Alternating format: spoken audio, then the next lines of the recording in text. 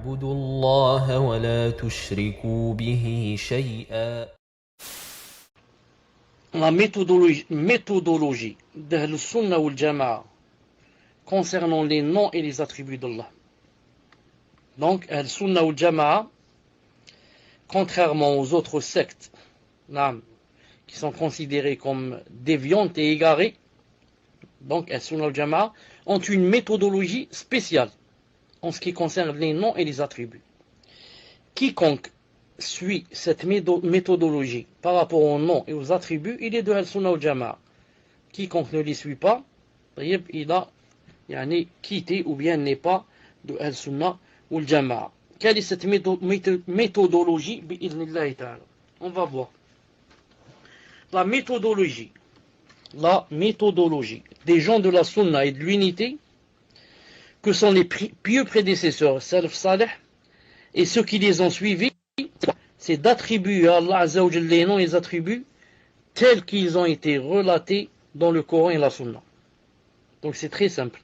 La méthodologie des gens de Al-Sunnah ou Jama'a, qui sont les pieux prédécesseurs, et ceux qui les ont suivis, c'est quoi? C'est d'attribuer à Allah Azza wa Jalla les noms et les attributs tels qu'ils ont été relatés dans le Coran et la Sunna. Et cette méthodologie repose sur les règles suivantes. On va citer quelques règles, 3 ou 4, sur lesquelles repose cette méthodologie. Jusqu'à présent, est-ce que vous me suivez? Alhamdulillah. Donc, la première règle, ils affirment les noms d'Allah Azza wa Jalla et ses attributs tels qu'ils ont été mentionnés dans le Coran et la Sunna. Les noms d'Allah Azza wa Jalla et ses attributs tels qu'ils ont été mentionnés dans le Coran et dans la Sunna, dans leur sens apparent, avec la signification que désignent les mots employés. Quand on a dit dans leur sens apparent, c'est pas comme font les soufis, etc. Il te dit non, ce n'est pas ça le sens du verset. Alors, le verset est clair. Il a cité un mot, par exemple, il a cité, je ne sais pas, l'être humain, insan. Il te dit non, l'insan, c'est pas l'insan. L'insan, c'est par exemple le ciel ou bien la terre. Naam, ça c'est ce que disent par exemple les soufis, etc. Nous on dit non. On affirme les noms et les attributs de l'Azza wa Jal tels qu'ils sont dans le Coran et la Sunna, dans leur sens apparent. Et ensuite aussi, avec la signification que désignent les mots employés. Avec la signification que désignent les mots employés. Donc ils ne donnent pas d'interprétation allégorique et ne détournent pas les termes et leur sens de ce qu'ils désignent. Vous avez compris deux choses. La première, je dis comme ce qu'il est dit dans l'apparence du verset et du hadith par exemple. Et deuxièmement, j'atteste la signification que désigne ce mot. Pourquoi on dit avec la signification que désignent les mots employés? Car quelqu'un peut te dire que ça a un autre sens, une autre signification, ou bien je ne connais pas sa signification. Toi tu dis si, moi j'atteste la signification que désigne ce mot. Ça c'est premièrement. Deuxièmement, qu'est-ce qu'ils font aussi? Deuxièmement, ils nient toute ressemblance entre les attributs divins et les attributs humains. Ils nient toute ressemblance entre les attributs divins et les attributs humains. Comme a dit Allah subhanahu wa ta'ala dans le Coran, il a dit, regardez le verset qui va venir, il a dit ليس كمثله شيء. نعم، الذي فاطر السماوات والأرض جعل لكم من أنفسكم أزواجا ومن أنعام أزواجا يذرأكم فيه ليس كمثله شيء وسميع البصير. Shura 11, créateur des cieux et de la terre, il vous a donné des épouses issues de vous-même et des bestiaux par couple. Par ce moyen, il vous multiplie. Le témoin, il n'y a rien qui lui ressemble. Et c'est lui l'audient, le clairvoyant. Donc, Allah Ta'ala, il n'y a rien qui lui ressemble. Et c'est lui l'audient, le clairvoyant. Les savants disent, en ce verset, le dernier verset, il n'y a rien qui lui ressemble et c'est lui l'audient, le clairvoyant. Ce verset, c'est pour réfuter deux sectes égarées. La première, qu'on appelle la secte des anthropomorphistes. Anthropomorphistes, monsieur porphiste. J'ai oublié, je n'arrive pas à dire le mot. Si quelqu'un peut l'écrire. Anthropomorphistes. Non, mais c'est pas porphiste. Ça fait longtemps que j'ai pas employé ce mot. Qu'est-ce que ça veut dire ça? Ça veut dire ils font la ressemblance. Ils ressemblent. Ils ressemblent Allah subhanahu wa ta'ala à ses créatures. Ou bien les créatures à Allah subhanahu wa ta'ala. Non, c'est pas anthropomorphiste. Il manque quelque chose. Non, mais il manque quelque chose. Donc, le premier verset, quand il a dit rien ne lui ressemble, rien ne lui ressemble. C'est pourquoi? C'est pour réfuter la première secte égarée. Qui fait quoi? Qui fait la ressemblance. Tu lui dis, rien ne lui ressemble. Naam. Et la deuxième, et c'est lui l'audient, le clairvoyant, c'est pour réfuter la deuxième secte. Qui dit quoi? Qui dit que Allah, comme les Jahmites, qui dit que Allah subhanahu wa ta'ala n'a pas, par exemple, de nom, bien n'a pas d'attribut. Tu lui dis, tu as menti. Il a dit, c'est lui l'audient, c'est lui le clairvoyant. Une seconde, je vais vous chercher comment s'appelle la secte. Une seconde. Anthropomorphiste, voilà. Exactement. Anthropomorphisme, l'anthropomorphisme. Naam. Donc la première secte, l'anthropomorphisme, qui fait l'anthropomorphisme, c'est-à-dire la ressemblance. Tu lui dis, rien ne lui ressemble. Naam. Et la deuxième, qui dit que Allah Azza wa Jalla n'a ni nom ni attribut, tu lui réponds par la fin du verset. Tu lui dis, et c'est lui l'audient, le clairvoyant et l'audient, ou bien l'audient et le clairvoyant. Comme il a dit ça dans le verset, bi'idhnillahi ta'ala. Taïb. On continue. Ça c'est deuxièmement. Troisièmement, que font Al-Sunnah wal Jama'a? Troisièmement, non. Ils n'outrent pas, dépasser les limites, hein. Ils n'outrepassent pas ce qui a été relaté dans le Coran et la Sunna, dans l'affirmation, l'ithbat, des noms et des attributs de Allah Azza wa Jal. Je répète, ils n'outrepassent pas ce qui a été relaté dans le Coran et la Sunna, dans l'affirmation en arabe on dit l'ithbat, dans l'affirmation des noms et des attributs d'Allah Azza wa Jal. Ça veut dire aussi, ils reconnaissent ce que Allah Azza wa Jal s'est attribué à lui-même ou que son messager lui a attribué. Ils exemptent Allah Azza wa Jal de ce dont il s'est exempté lui-même et ce dont son messager l'a exempté. Naam. Tout ce que Allah Azza wa Jal a exempté à lui-même et renie lui-même, il le renie eux aussi. Et tout ce que le prophète islam a dit que Allah Azza wa Jal n'a pas telle et telle chose, tel et tel attribut, nous aussi on dit comme a dit le messager alayhi salam. Et il ne s'avance pas à propos de sur quoi Allah Azza wa Jal cite ainsi que son messager. Et il ne s'avance pas à propos de ce sur quoi Allah Azza wa Jal situe ainsi que son messager. Non. Allah subhanahu wa ta'ala, quelqu'un par exemple, va te dire est-ce qu'Allah Azza wa Jal fait telle chose? Non. Et toi tu ne sais pas. Il n'y a pas un verset qui dit il fait, il n'y a pas un verset qui dit il fait pas. Qu'est-ce que tu dis? Tu dis Allahu A'lam. Est-ce qu'Allah Azza wa Jal, parmi par exemple ses descriptions, qu'il a d'oreilles, qu'est-ce que tu dis? Tu dis Allahu Azza wa Jal A'lam. Il n'a pas dit dans le Coran qu'il en avait, il n'a pas dit qu'il n'en avait pas. Allah subhanahu wa ta'ala A'lam. Naam. Tayyib. C'est la troisième règle. Et la quatrième règle,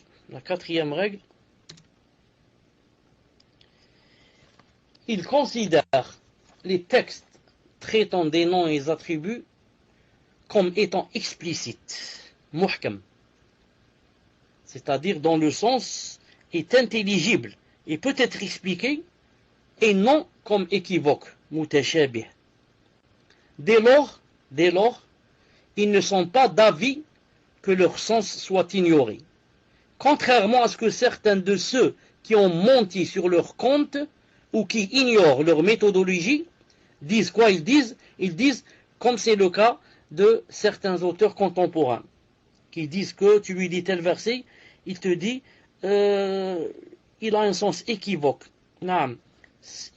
Tu lui dis tel attribut à fond, ou bien il te dit Allah il a un sens équivoque. Il se peut qu'il veuille dire ceci, ou bien il veuille dire cela. Ça s'appelle mutashabih. Nous on dit, il n'y a pas de mutashabih en ce qui concerne les noms et les attributs. Vous avez compris? En ce qui concerne les noms et les attributs, il n'y a pas de mutashabih. Tout est explicite. Tout est intelligible et on peut comprendre son sens. Ce n'est pas comme dans certains versets, d'autres versets, il y a des versets dans le fiqh, dans le divorce, dans ceci, dans certaines choses. Il y a des versets qui sont équivoques. On ne peut pas comprendre est-ce qu'il a voulu dire ceci ou voulu dire cela, et chacun dans ses dalils. Mais dans les noms et les attributs, tout est explicite, muhkam, clair, intelligible, compréhensible, peut être expliqué, peut être compris par tout le monde. Ça c'est la quatrième règle. La cinquième et enfin, il réserve l'essence de la description, comment et des attributs d'Allah Azza wa Jal, et ne la recherche pas.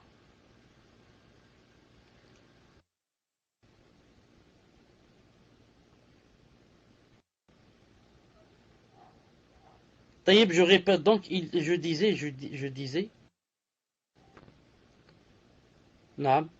une seconde, il réserve la connaissance de la description du comment des attributs à Allah Azza wa Jal et ne la recherche pas. Ce que vous montre maintenant.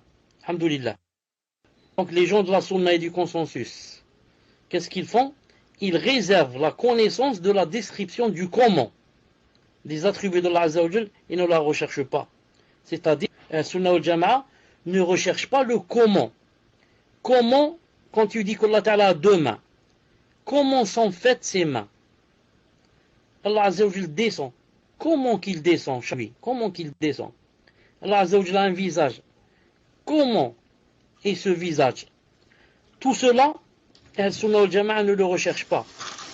Ça ne veut pas dire qu'il n'a pas de comment. Si, mais seul Allah Azza wa Jal connaît le comment. Pas nous. Nous, on connaît quoi? On connaît qu'il a des attributs, qu'il a la main, qu'il a le visage, qu'il a les deux jambes, la plaie, qu'il a le rire. On connaît les attributs. Mais comment? Comment rit-il? Comment c'est-il? De quelle façon? Cela, Al-Sunnah wal-Jama'a réserve sa connaissance, même à qui? Allah Azza wa Jal. Et ne recherche pas cela parce qu'ils savent qu'ils n'auront pas de réponse. Ils savent qu'ils n'auront pas de réponse et ce n'est pas la peine d'aller loin. Toujours dans ce contexte, toujours les savants citent, c'est entre l'imam rahimahullah qui était assis et quelqu'un est rentré chez lui et lui a dit Ar-Rahman wa al-Arsh. Allah s'est établi au-dessus du trône. Comment qu'il s'est établi? Ensuite, l'imam Malik rahimahullah a descendu sa tête et ceux qui ont rapporté ont dit on a vu la sueur couler de son front. Tellement il a senti que c'était grave ce qu'a dit la personne. Il lui a dit que, il lui a répondu, il lui a dit que l'établissement d'Allah Azza wa Jalla au-dessus du trône est connu. Et la façon, le comment, on ne peut pas le connaître, on ne peut pas l'imaginer, on ne peut pas le concevoir. Il lui a dit et le fait de poser une question sur le comment, ça rentre dans la bid'a. Et je vois, je pense que tu es un homme déviant, qui n'est pas bien. Il a dit faites-le sortir de moi, faites-le sortir de chez moi, expulsez-le de chez moi. Pourquoi? Parce qu'il veut chercher le comment. Le comment, seul Allah Azza wa Jal, comment, pas nous. Non. Maintenant, on va passer à un autre chapitre qui s'appelle la réfutation. Non, qui s'appelle la réfutation de ceux qui nient totalement les noms et attributs d'Allah Azza wa Jal. La réfutation de ceux qui nient totalement et attributs d'Allah Azza wa Jal. Vous savez qu'il y a des sectes qui ou bien nient tous les noms et attributs, ou bien nie seulement les noms et ne nie pas les attributs, ou bien une secte qui nie quelques attributs c'est tout, et on reconnaît d'autres. On va voir ça, Inch'Allah Ta'ala, avec un peu de détails. On commence par les Jahmites. Les Jahmites, c'est-à-dire les disciples de Jahm ibn Safwan. Pourquoi on les appelle Jahmites? Car ils sont les disciples de Jahm ibn Safwan. Tu suis une personne, on t'affilie à la personne qui nie les noms et attributs dans leur entièreté. Alors les Jahmites, ils nient complètement les noms, ils te disent Allah subhanahu wa ta'ala n'a pas de nom et n'a pas aussi d'attributs. Et les savants ont dit d'eux unanimement qu'ils sont des kuffars. Ils sont des kuffars. Allah ta'ala n'a pas de nom, il n'a pas d'attributs. Donc, astaghfirullah, c'est une statue. Et encore, la statue, elle a un nom. Elle s'appelle la statue de la liberté, par exemple, aux États-Unis. La statue de la liberté, voilà son nom. Elle a un nom. Non. Les Jahmites disent que Allah Ta'ala n'a ni nom ni attribut. Donc Allah Ta'ala n'est pas beau. Non. Ne rit pas, ne descend pas, n'a pas des mains, n'a pas des yeux, n'a pas ceci. Tous les attributs, ils disent il n'en a pas. Donc, c'est le néant. C'est le néant. C'est pour ça, les savants disent, ce sont des kuffars. Donc si vous lisez dans un livre, vous trouvez que X était un Jahmite. Ça veut dire qu'il suivait Al-Jahm ibn Safwan, qui lui-même a pris cette arme de quelqu'un qui s'appelle, attendez comment il s'appelle, son nom, ça fait longtemps que je ne l'ai pas cité, Al-Jahm ibn Safwan, qui a pris ça de son maître, Al-Ja'd ibn Dirham. Il a pris ça de quelqu'un qui s'appelle Al-Ja'd. Je vais essayer de l'écrire, Al-Ja'd. Ja'd ibn Dirham. Ja'd ibn Dirham. Dirham.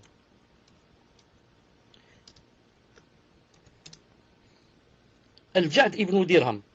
Donc, je répète, Al-Jahm ibn Safwan a pris sa aqida de Al-Ja'd ibn Dirham, qui lui-même a pris sa aqida d'un juif. Abdullah ibn Saba, le juif. De lui a pris Ja'd ibn Dirham et a donné à Jahm ibn Safwan, et ensuite ça s'est propagé à Billah. Et ce deuxième, celui-là, ce chef, Al-Ja'd ibn Dirham, a été exécuté. Il y avait un calife, j'ai oublié comment il s'appelle, il a fait khutbat l'Aïd. Il est monté sur le mimbar, il a fait la khutba de l'Aïd.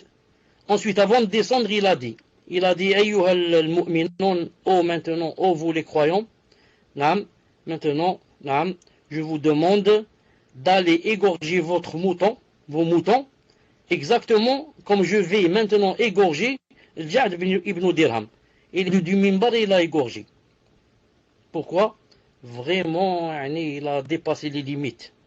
Vraiment, il a dit dans l'islam des choses vraiment, vraiment graves en Allah subhanahu wa ta'ala. Si c'était dans le siyam, chouïa. Si c'était dans la zakat, chouïa. Dans le hajj, chouïa. Pourtant, ce sont des piliers.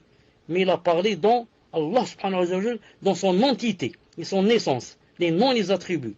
Subhanallah l'adem. Et il a été égorgé le jour de l'Aïd. Maintenant, je ne sais pas qui a mangé sa tête. Moi, j'aime la tête du mouton. Mais je ne sais pas si on peut manger sa tête. El-Mouhim. Donc, on revient, on dit. Ceux qui nient. On avait commencé par les Jahmites. Ensuite, il y a qui vont les suivre? Les Mu'tazilites. Les disciples de Wasil ibn Ata, qui reconnaissent les noms, on les vit dans de leur sens, tout en niant tous les attributs. Allahu Akbar. Avant d'expliquer un peu les Mu'tazilites et de comparer entre eux et les Jahmites, on va donner juste une idée de qui sont les Mu'tazilites. Il y a quelqu'un des Tabi'in très connu qui s'appelle Hassan al-Basri, très connu, Hassan al-Basri. Il était de Basora en Irak. Très pieux, très, masha'Allah, très grand, surtout dans l'ascétisme. Il n'avait pas d'égal. المهم, ce Hassan al-Basri, rahimahullah, il avait comme ça une assise dans la mosquée, disons, Rabbi al-Isha, comme ça, disons, tous les 2 jours où là, il s'asseyait.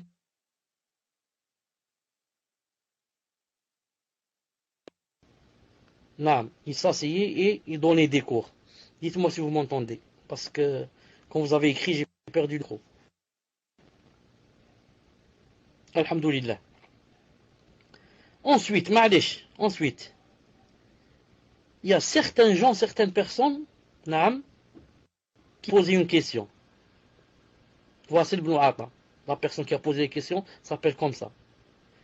Il a dit à Hassan al-Basri, il lui a dit, et quelqu'un qui fait un grand péché, que penses-tu de lui? Hassan al-Basri a répondu, c'est un croyant qui a fait un grand péché. Disons, il devient pervers. Enfin, vous savez, quand quelqu'un fait un grand péché, il devient pervers, jusqu'à ce qu'il fasse la tauba. L'autre a répondu, il lui a dit, quant à moi, je pense que il n'est ni croyant, ni kafir. Et en faisant ainsi, il a un statut entre les deux, ni croyant, ni kafir. Et quand il meurt, il sera éternellement en enfer. Éternellement en enfer. Il a dit, celui qui fait un grand péché. On ne peut pas dire de lui il est musulman parce que il a fait un grand péché. Et on ne peut pas dire de lui il est kafir parce qu'à la base il est musulman. Donc il est où? Il a dit il est au milieu. Ni musulman, ni kafir. Il a cité un exemple. Les savants disent, c'est un exemple pour expliquer. Ils disent, comme quelqu'un qui quitte Paris, habite à Paris, quitte Paris pour aller, par exemple, à Grenoble. En cours de route, quand il arrive à une ville entre Grenoble et Paris, ni il ne peut dire je suis à Paris, ni il ne peut dire je suis à Grenoble. Où est-ce qu'il est? Il est dans le milieu du trajet. Ni à Paris, ni à Grenoble. Comme ça, ils ont voulu dire. Celui qui a fait un grand péché ni croyant, parce qu'il n'est pas à Paris, ni kafir, parce qu'il est à Grenoble. Ensuite, quand il s'est levé à réfuter leur dire, qu'est-ce qu'ils ont fait? Ils ont décidé de ne plus s'asseoir et d'isoler Hassan al-Basri et de faire une halqa à eux seuls. Comme ça font les gens de la déviance. Qu'est-ce qu'ils ont fait? Ce qu'on appelle en arabe i'tazalu Hassan al-Basri. Ils ont exilé Hassan al-Basri. Ils se sont isolés de Hassan al-Basri. Donc le verbe en arabe, ils ont exilé. Ça a donné les mu'tazila. Pourquoi? Car i'tazalu. On les appelle les mu'tazila car du verbe i'tazalu en arabe. Ils ont exilé et isolé Hassan al-Basri. C'est pour cela on les appelle les mu'tazila. Comme ça, si jamais on vous demande pourquoi on les appelle les mu'tazila, vous dites car i'tazalu Hassan al-Basri. Et se sont mis à l'écart de lui et ont fait une halqa entre eux-mêmes. Al-Muhim. Nous, qu'est-ce qu'on dit? Celui qui fait le grand péché, alhamdoulilah, il est toujours croyant. Seulement c'est un pervers. Et même s'il meurt, il ne sera pas, même s'il rentre en enfer, Allah Ta'ala ne lui pardonne pas, il ne sera pas éternellement en enfer, alhamdoulilah. Pourquoi? Parce qu'il a fait seulement un grand péché. Il n'a pas fait le kufr. Il n'est pas mort sur le kufr. Al-Muhim. Ce sont les mu'tazilites. Bon, alors on revient aux mu'tazilites. Qu'est-ce qu'ils font? On revient aux mu'tazilites. Qu'est-ce qu'ils font, les mu'tazilites? Qu'est-ce qu'ils font?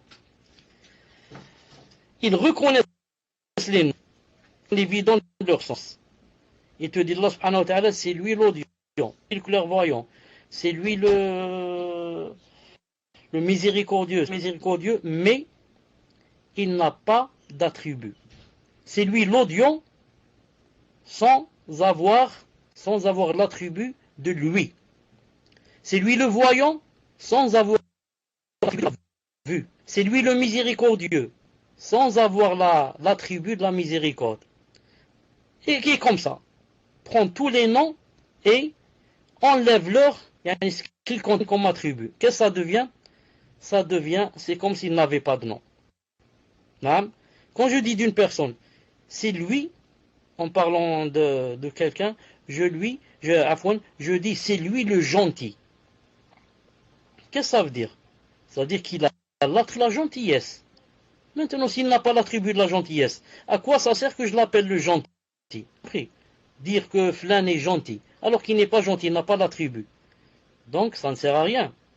Quand je dis qu'Allah Ta'ala, c'est lui le beau, mais il n'a pas l'attribut de la beauté. À quoi ça sert? Donc, je n'ai rien fait. Au contraire, j'ai fait un grand mal. Je lui ai enlevé l'attribut. J'ai vidé le nom. Le nom qui n'a pas d'attribut, on a vu la fois passée. Tout nom avait un attribut, ça.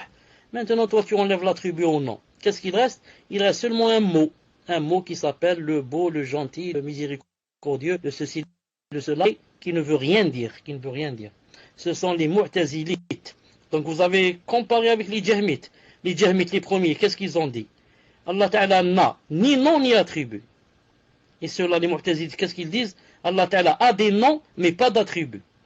A des noms, mais pas d'attributs. Sauf entre parenthèses que les noms chez eux n'ont aucun sens. Ensuite, il y a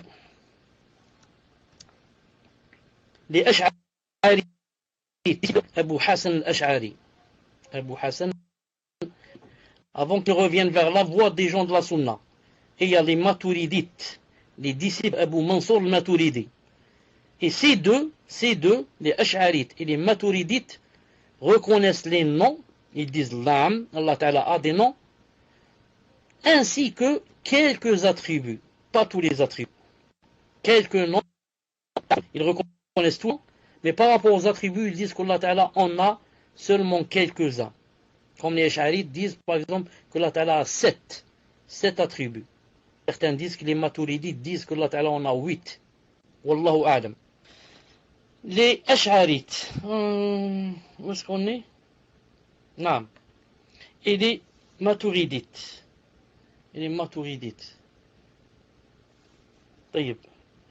Maintenant, il y a une faute ici, une seconde. On va revenir ici.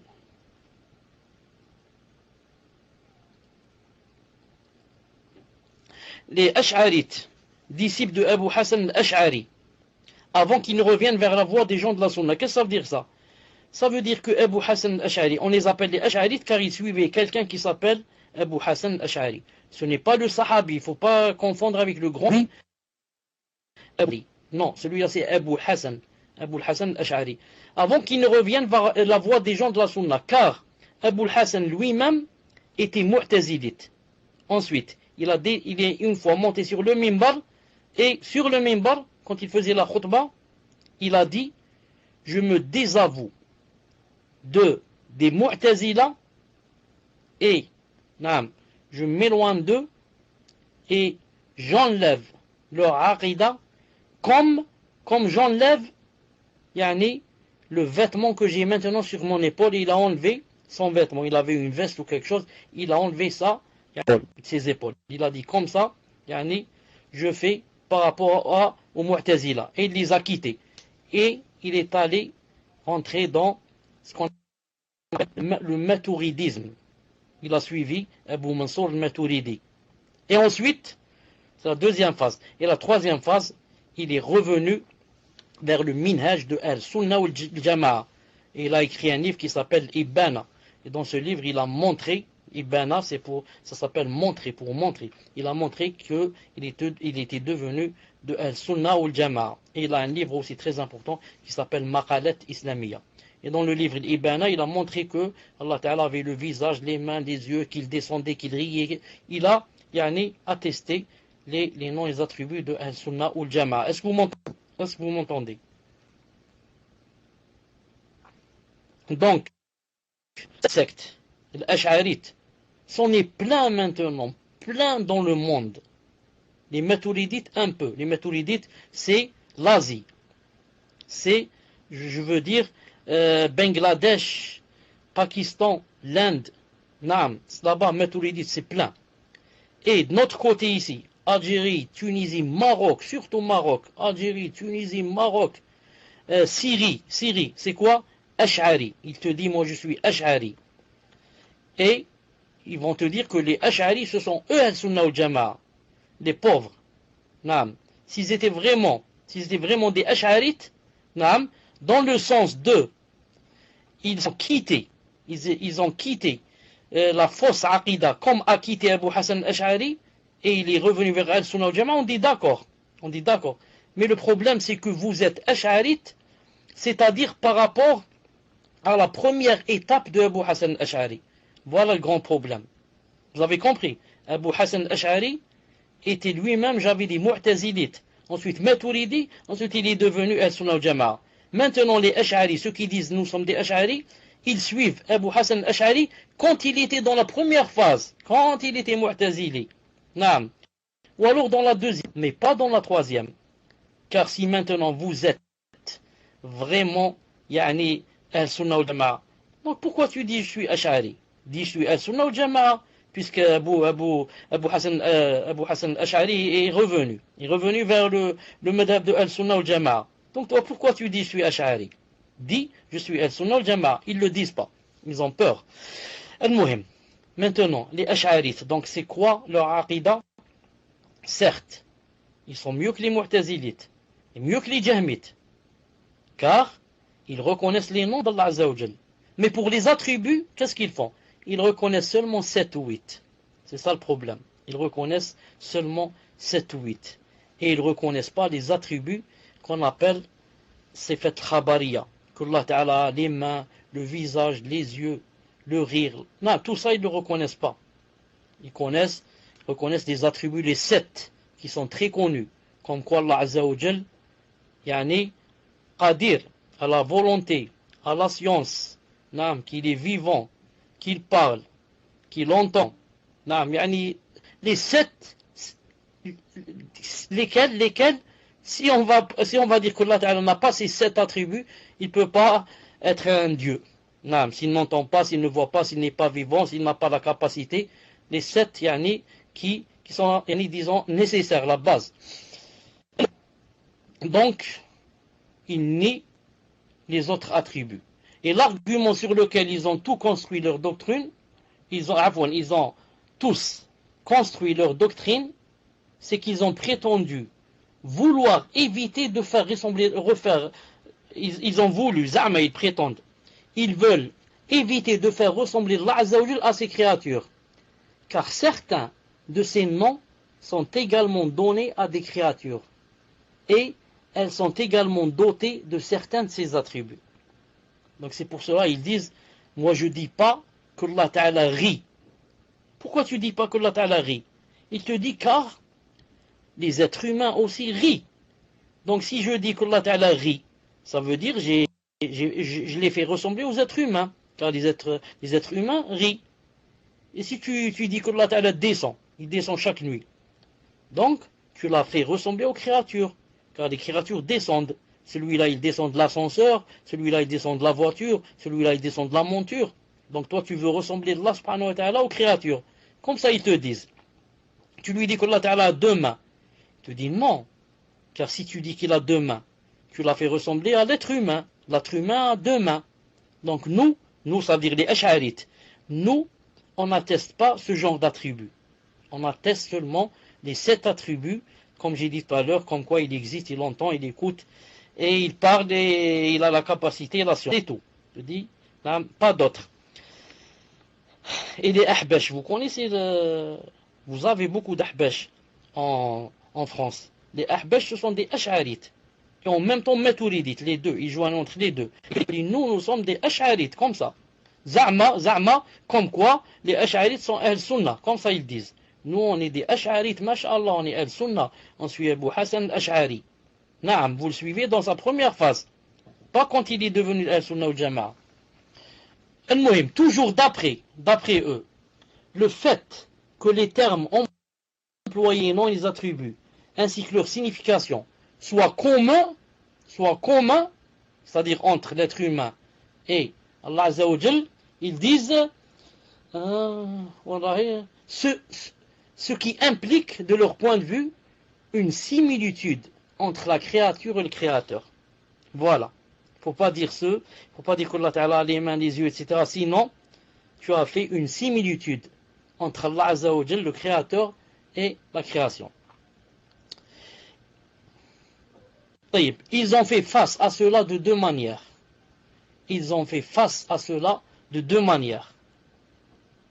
On va voir quelles sont les deux manières avec lesquelles ils ont fait face. Et on contredit Al-Sunnah ou Al-Jama'a. Premièrement,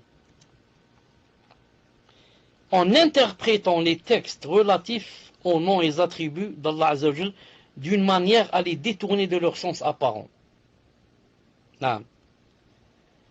Ash'ari par exemple, tu lui dis Allah Ta'ala a deux mains. Il te dit non, il n'en a pas. Tu lui dis Subhanallah al-Azim, merci. Allah Ta'ala a dit lima lam tasjud lima khalaqtu biyaday. Pourquoi tu t'es pas prosterné à ce que j'ai créé par mes deux mains? Il a cité les deux mains. Qu'est-ce qu'il va dire? Il va dire, comme on a dit ici, c'est-à-dire, il détourne leur sens apparent. Il va te dire, oui, c'est vrai, Allah Ta'ala a cité les deux mains. Mais il ne voulait pas dire les mains qu'on connaît nous. Non. Te dire les deux mains, c'est autre chose. C'est par exemple la puissance. Allah Ta'ala, il est fort, très puissant, il a deux mains, c'est ça. Il a voulu dire j'ai de la puissance, il a employé la main. Il te dit en arabe, c'est connu que on dit X a une forte main. Ça veut dire il est fort, très fort. Non. Je dis, ou bien Cheikh Fawzan Hafidullah dit, comme le fait d'interpréter le visage par l'entité.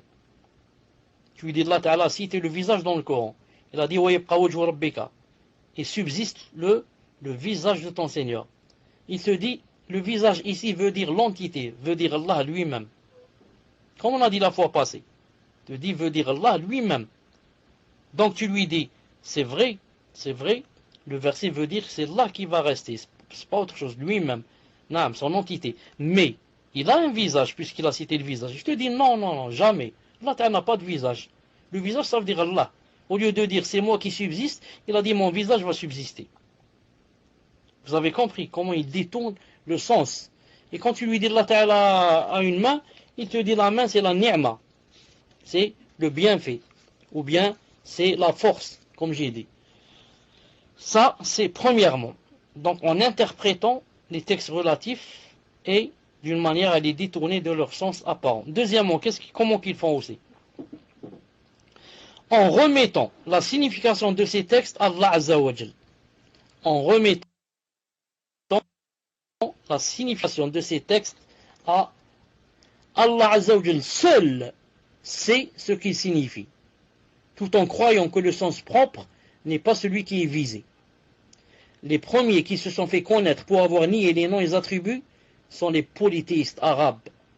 Ceux que Allah Azza wa Jal a fait référence à eux dans le Coran lorsqu'il a dit Azza wa Jal, Ra'd 30, كذلك أرسلناك في أمة قد خلت من قبلها لتتلو عليهم الذي أوحينا إليك وهم يكفرون بالرحمن قل هو ربي لا إله إلا هو عليه توكلت وإليه متاب. Ainsi nous t'envoyons dans une communauté que d'autres communautés ont précédé, pour que tu leur récites ce que nous te révélons, c'est-à-dire le Coran, cependant qu'ils ne croient pas au tout miséricordieux. Dis, c'est lui mon Seigneur, pas d'autre divinité par lui, et en lui je place ma confiance et à lui je me repens. Le témoin, cependant qu'ils ne croient pas au tout miséricordieux. C'est pas ils ne croient pas en Dieu, ils croient en Dieu, eux. Les kuffars croient en Dieu, ils disent il y a Dieu, il y a le paradis, l'enfer. Mais ils ne croient pas en son nom, qu'il est le tout miséricordieux. Donc c'était eux, les polythéistes arabes, les premiers à avoir renié les noms d'Allah subhanahu wa ta'ala. On revient un peu plus haut pour dire, quand on a dit quand on a dit, en remettant, comment qu'ils font? Ils remettent la signification des textes à Allah Azza wa Jal. Qu'est-ce que ça veut dire ça? Bien comprendre. Ils ne remettent pas le comment, comme font Al-Sunnah ou Jama'a, mais ils remettent la signification du texte lui-même. C'est-à-dire, nous par exemple, quelqu'un nous dit Allah Ta'ala a deux mains. Qu'est-ce qu'on va lui dire? On dit c'est vrai, Allah Ta'ala a deux mains. Mais comment sont-elles? Là, le comment, on dit Allahu A'lam. Seul Allah Azza wa Jal connaît le comment. Mais eux, ça c'est nous qui disons comme ça, mais eux, qu'est-ce qu'ils disent? Eux, carrément, l'attribut, il remet sa signification à Allah. C'est pas il remet son comment, il remet la signification. Tu lui dis Allah Ta'ala a deux mains. Tu dis certes à deux mains, mais c'est pas ça la signification. Moi je connais pas que ça veut dire la signification. Tu dis c'est sûr que c'est pas des mains comme nos mains, c'est sûr. Donc la signification, je la remets à Allah. C'est lui qui sait que ça veut dire les mains. Alors que nous, qu'est-ce qu'on dit? On dit non, nous on sait c'est quoi les mains, mais on ne sait pas c'est comment elles sont faites, c'est tout.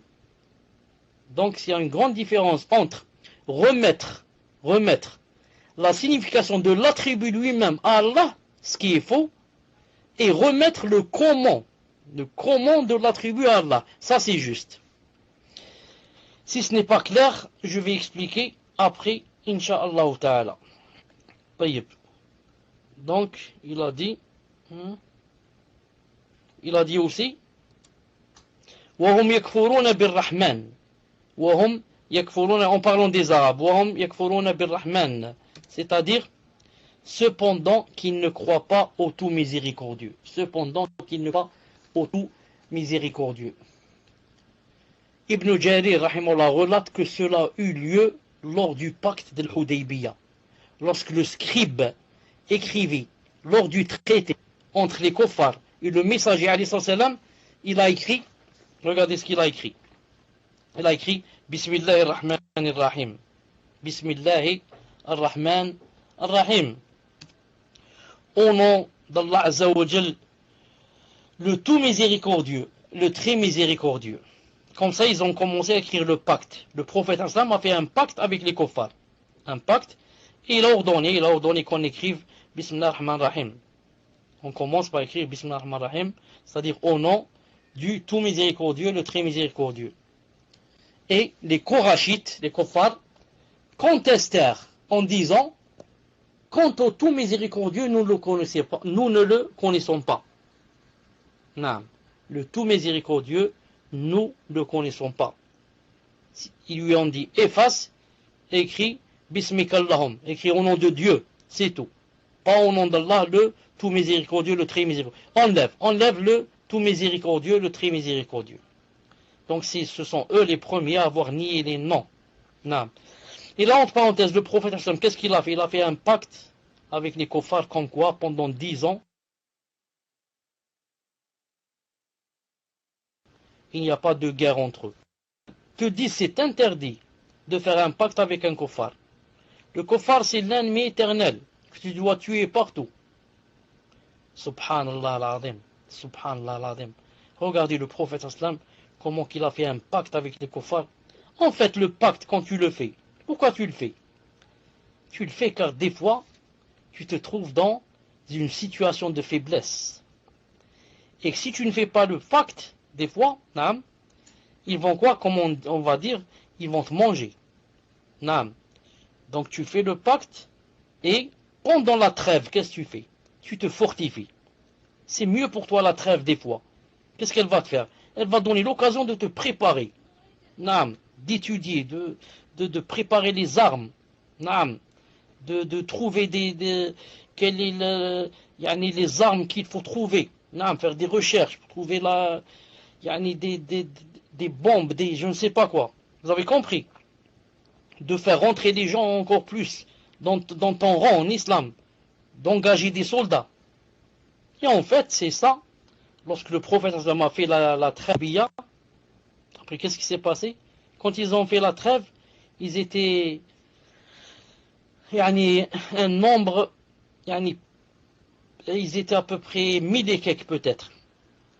Mais le jour, quelques années après, combien ils étaient lorsqu'ils ont fait le Wasma, ils ont ouvert le Fath, la conquête de la Mecque, ils étaient, subhanallah al-azim, 10 000 ou 100 000. Naam, 2 mois. S'ils étaient 10 000 pendant la trêve, après ils sont devenus 100 000. S'ils étaient 1000, ils sont devenus 10 000. Comme ça dit Ibn Hajj, il a dit 10 fois plus. Le nombre a augmenté de 10 fois plus. Subhanallah al-azim. Naam. C'est pour ça que Cheikh Al-Albani, rahimahullah, une fois il a parlé de ce qui se passait à Gaza, ou ce qui se passait en Palestine. Et il a dit quoi? Il a dit, moi je pense, wallahu ta'ala alam, que s'ils faisaient, les Palestiniens, s'ils faisaient une trêve avec les Juifs, ce serait mieux pour eux. Pourquoi il a dit ça? Il s'est basé sur la trêve du prophète sallallahu alayhi wa sallam, la trêve de l'Hudaybiyah. Combien qu'ils étaient, ils sont devenus 10 fois plus nombreux, ils ont conquis quoi? Ils ont conquis la Mecque. Subhanallah, et c'était la conquête de la Mecque. Jamais le coffre n'est devenu à la Mecque depuis ce jour. Quand il a dit ça, les takfiri et les djouhad, et les ignorants et les ignares et les ânes, qu'est-ce qu'ils ont de lui? Qu'est-ce qu'ils ont dit de lui? Ils ont dit, il est devenu, je crois, pervers ou bien kafir. Il aime les kuffars, il veut faire des pactes avec les juifs, il faut les tuer, enlever leur tête, ceci, cela. Commencer à dire n'importe quoi. Subhanallah al-azim. Subhanallah al-azim. Ce qui montre, Allah ibarak, le niveau qu'avait Cheikh Al-Albani, rahimahullah. Naam. Toi, tu es mieux que le prophète, tu es plus courageux que lui, tu connais mieux le din que lui, tu détestes les kuffars plus que lui. Et il a fait la trêve avec eux. Naam. Quand on te dit qu'il faut faire la trêve avec les juifs, si tu es faible et que tu n'as que ce moyen pour qu'ils te laissent tranquille, et tu peux travailler, tu peux engager, tu peux...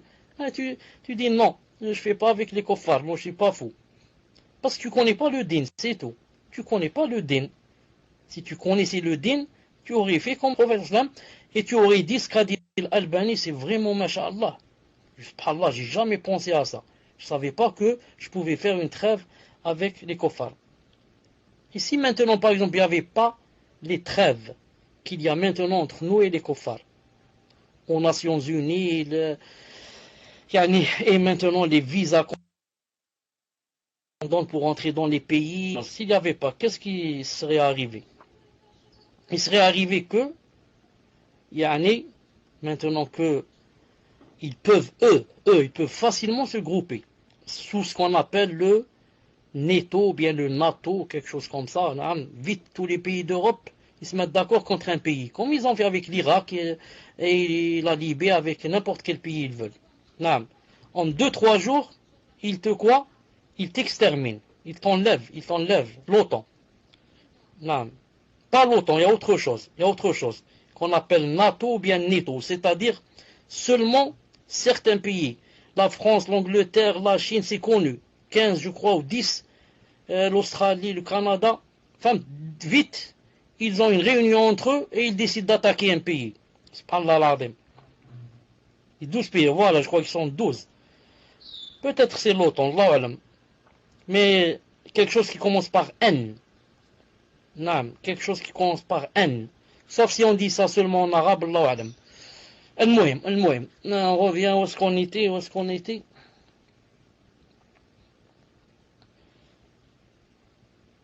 Si quelqu'un trouve le nom, il nous le dit. C'est comme ça, NATO ou quelque chose comme ça. NATO ou NATO, quelque chose comme ça. Al-Muhim. Peut-être c'est l'OTAN, appelé d'une autre façon. D'une autre langue. Allahu alam. Quand le prophète al-Islam disait le tout miséricordieux, le très miséricordieux, voilà, Nathan autant en Europe. Jazakallahu khair.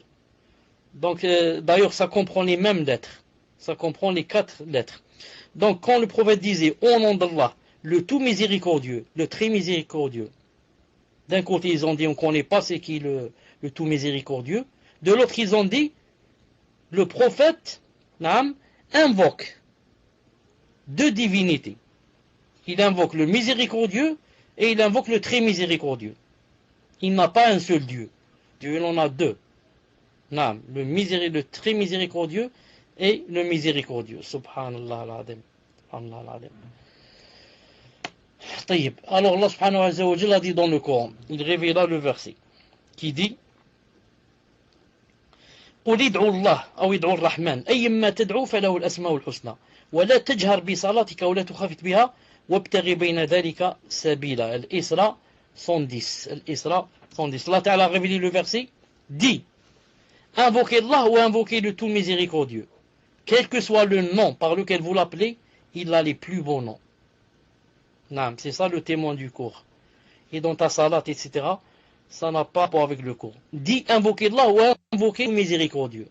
Quel que soit le nom par lequel vous l'appelez, il a les plus beaux noms. Il a les plus beaux noms. Et ensuite il a descendu aussi un autre verset, Furqan 60, وَإِذَا قِيلَ لَهُمْ اسْجُدُوا لِلرَّحْمَنِ قَالُوا وَمَا الرَّحْمَنِ أَنَسْجُدُ لِمَا تَأْمُرُونَ وَزَادَهُمْ نُفُورًا. Et quand on leur dit, prosternez-vous devant le tout miséricordieux, qu'est-ce qu'ils disent? Ils disent, que donc le tout miséricordieux? Allons-nous nous prosterner devant ce que tu nous commandes? Et cela accroît leur répulsion. Ils nient donc que Allah Azza wa Jal a le nom de tout miséricordieux. Et ils ne savent pas. Ils disent, qu'est-ce que donc le tout miséricordieux? Nous on sait qu'il y a Dieu, c'est tout. Nous allons donc nous prosterner devant ce que tu nous commandes? C'est pas possible. Ces polythéistes des Cheikh Fawzan Hafidahullah sont les précurseurs des Jahmites. Sont les précurseurs des Jahmites, des Mu'tazilites, des Ash'arites et de tout ce qui nie Allah Azza wa Jal, ce qui nie Allah Azza wa Jal, ce qu'il s'est attribué ou que son messager alayhi salam lui a attribué comme nom et attribut. Le Cheikh dit, quel mauvais prédécesseur pour de mauvais successeurs. Ensuite le Cheikh dit, la réfutation de ces groupes s'opère à plusieurs niveaux. Le premier niveau, on va voir le premier niveau maintenant, bi'idhnillah ta'ala. Taïb. Le premier, c'est que Allah Azza wa Jalla s'est attribué lui-même des noms et des attributs, ainsi que son messager alayhi salam. Or, les renier totalement ou partiellement revient à ce que Allah Azza wa Jalla et son messager ont affirmé. Revient à quoi? À nier. Revient donc à nier. J'ai oublié le mot nier, c'est très important. Revient à nier ce que Allah Azza wa Jalla et son messager ont affirmé. C'est comme ça qu'on refute. On leur dit, Allah Azza wa Jalla lui-même, subhanallah al-azim, s'est attribué des noms et des attributs. Et le messager alayhi salam, qui a été envoyé par Allah, et qui est le plus savant sur les noms et les attributs d'Allah, qui connaît Allah Ta'ala mieux que toutes les autres personnes. Alors, ces deux, c'est-à-dire Allah et son messager, est que Allah Ta'ala a des noms et des attributs. Alors maintenant, si on les renie, soit autant partiellement, cela revient à quoi? À renier ce que Allah Azza wa Jalla et son messager ont affirmé. Vous avez compris? Donc Allah Ta'ala dit, j'ai tel nom, j'ai tel attribut. Toi tu dis non, il n'en a pas. Ça veut dire que tu renies ce que dit Allah Ta'ala. Et son messager, qu'il connaît mieux que tout le monde. Allah Ta'ala a tel et tel attribut. Toi tu dis il n'en a pas. Donc ça revient à renier ce que Allah... Voilà. Quand il y a quelque chose à corriger, corrigez-la vite. Ça, c'est la première façon de refuter.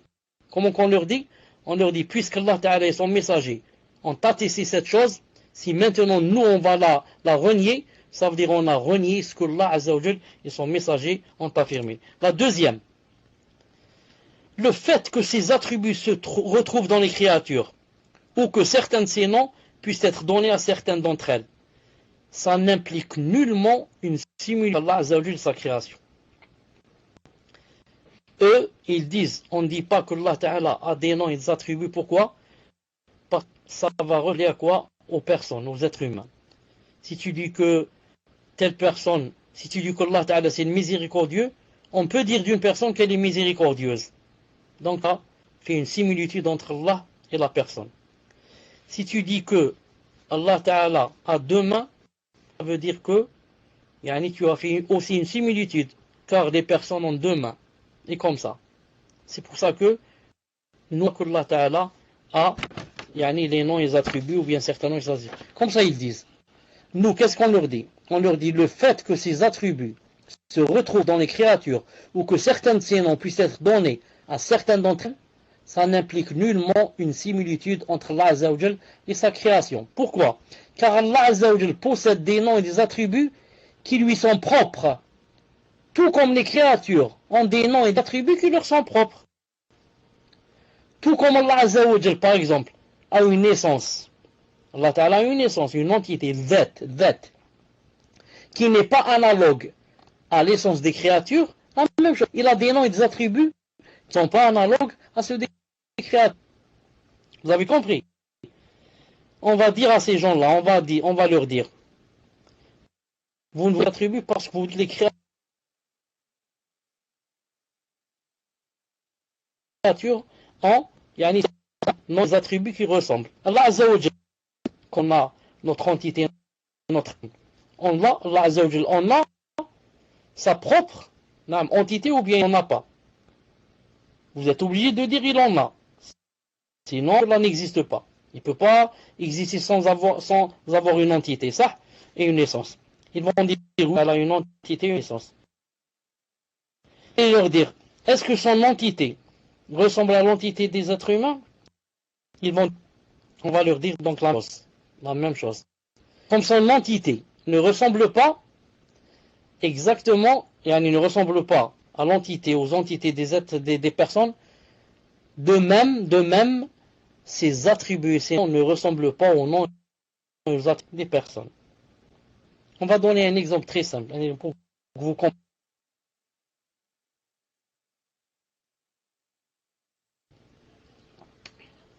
Je disais,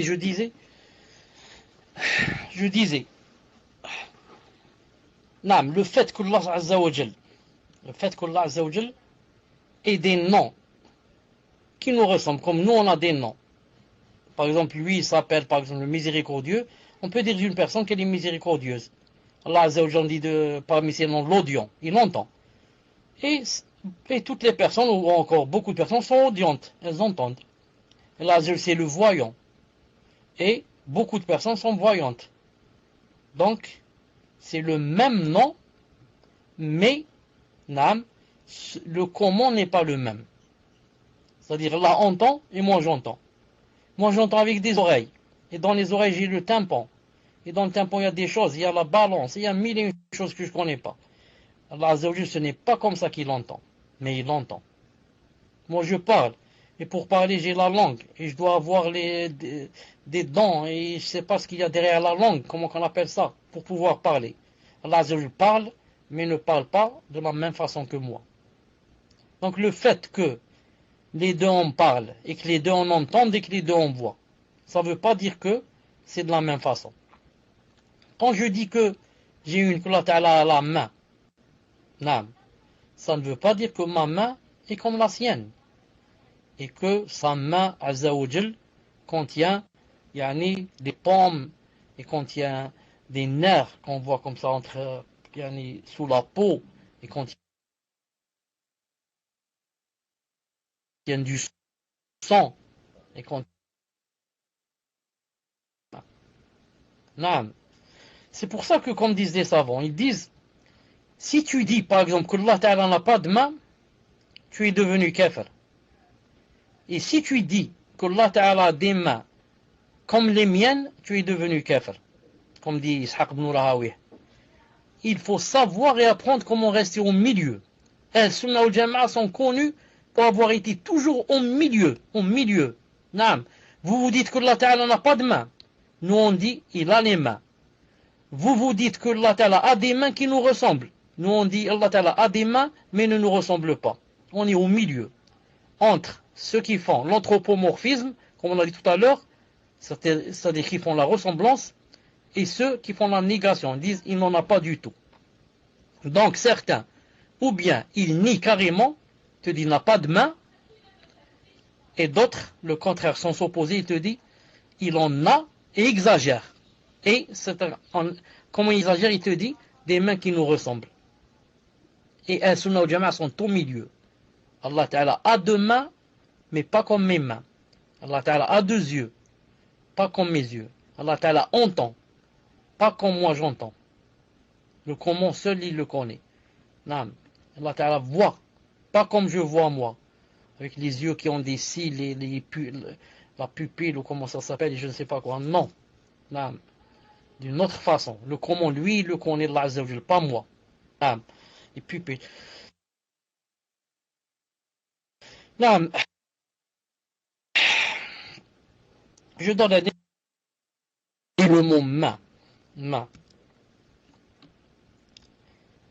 Main seulement, non, ça n'a pas de sens. Jusqu'à ce que je l'affilie. Ça dépend à qui je vais l'affilier. Si je dis main d'une personne, ah, j'ai compris. Je vois à peu près comment est sa main, avec des angles, des veines, etc. Je vois comment qu'elle est à peu près blanche, noire, brune. Si je dis main de singe, hop, c'est autre chose. C'est devenu un peu plus long, avec des angles plus longs, avec velus, point de poil. Et ensuite, si je dis main, par exemple, main de... Puis on appelle ça main de lion. De mains et de jambes, de pieds.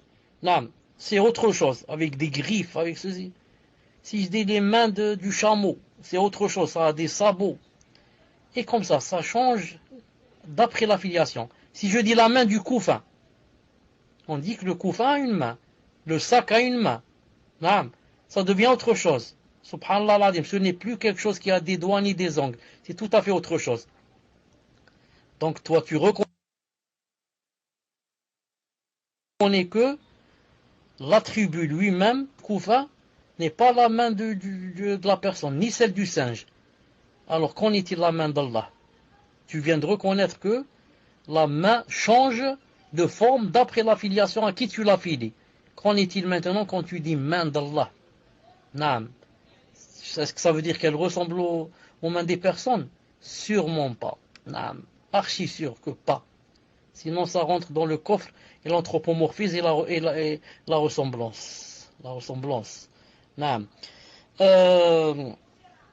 Regardez en arabe, par exemple, en arabe. Il y a le mot ras. Ras. Attendez, je vais essayer de l'écrire. Ras.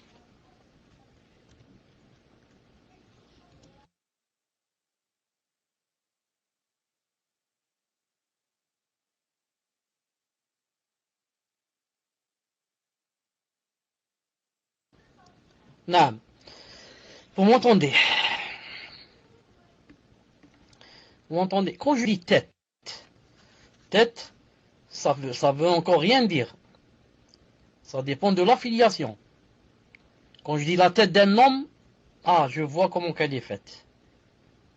Si je dis la tête d'un singe, ça change aussi. La tête de la fourmi, la tête de l'éléphant, et comme ça commence à changer. Je prends la ladem.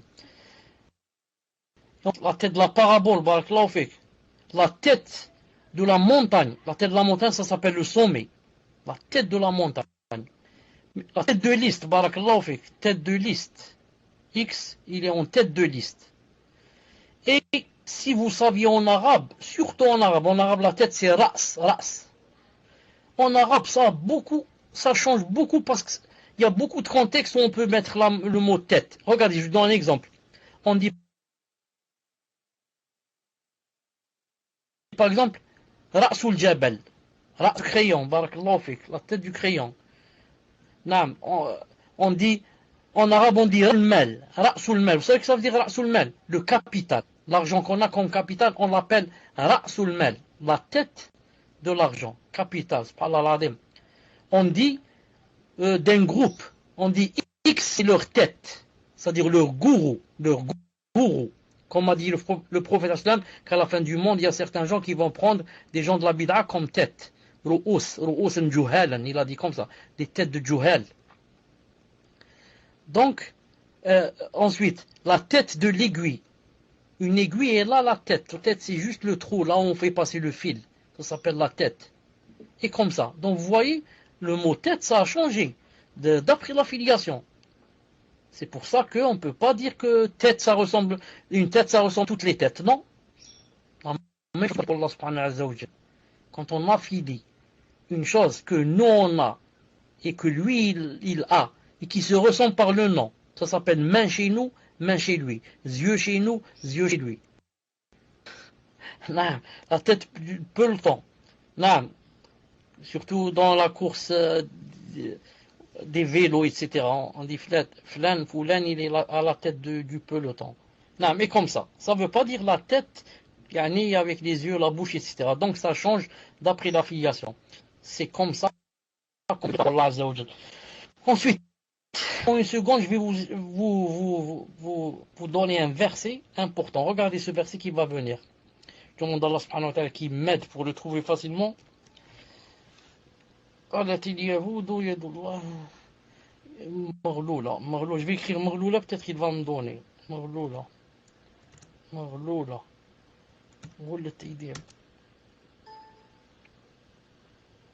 Regardez ce verset qui va venir. Regardez ce verset. وقالت اليهود يد الله مغلولة غلت أيديهم ولعنوا بما قالوا بل يداه مبسوطتان ينفق كيف يشاء إلى آخر الآية. Regardez ce verset.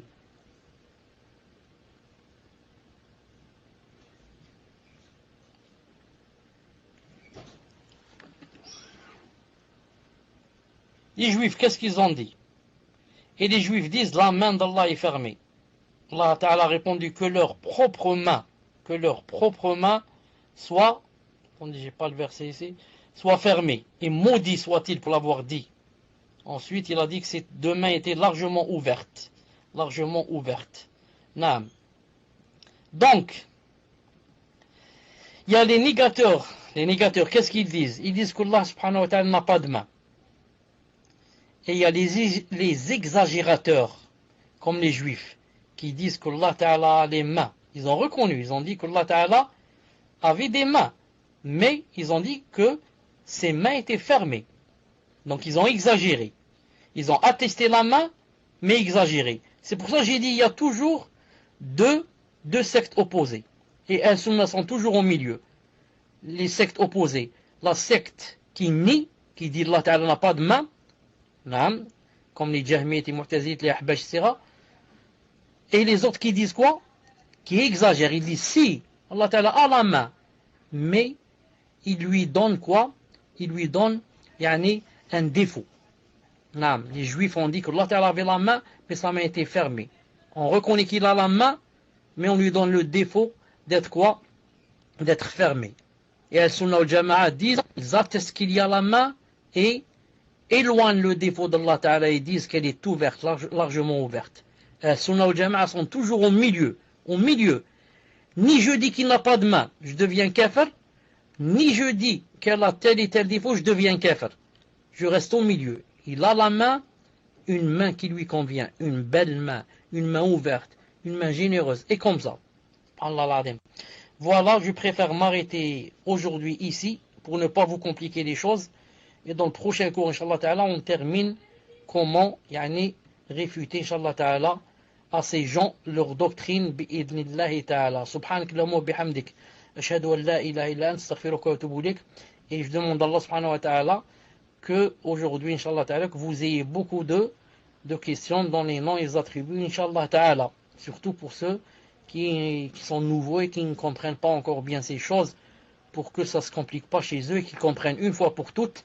Ensuite, c'est clair, quand ils lisent des livres et qu'ils font des débats avec entre eux et entre elles, ils connaissent, Inch'Allah Ta'ala, où est le défaut et comment le Qur'an wa ta'ala. Assalamu alaikum wa rahmatullahi wa barakatuh.